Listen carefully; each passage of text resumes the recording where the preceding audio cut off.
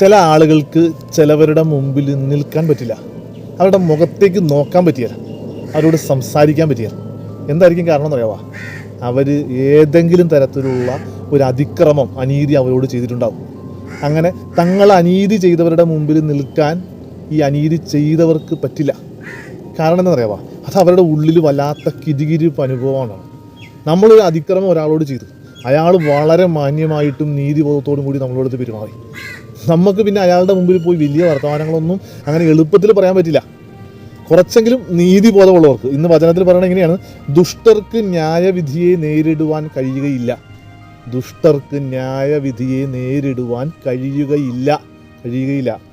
പാപികൾക്ക് നീതിമാന്മാരുടെ ഇടയിൽ ഉറച്ചു നിൽക്കാനും കഴിയില്ല. അപ്പോൾ ഈ ചില ആളുകളെയൊക്കെ നമ്മൾ പറഞ്ഞ് കളിയാക്കില്ല. ഒരു മാന്യൻ വന്നിരിക്കുന്നു, ഒരു മാന്യൻ, പിന്നെ ഒരു പുണ്യാളൻ. എന്താണ്? അവൻ്റെ മുമ്പിൽ നിൽക്കാൻ പറ്റണില്ല. അതുകൊണ്ട് അവൻ പറഞ്ഞുകൊണ്ടിരിക്കുന്ന ഡയലോഗാണ്. തിരിച്ചറിയാൻ പറ്റണേ. ഈശോ നമ്മളെ അനുഗ്രഹിക്കട്ടെ.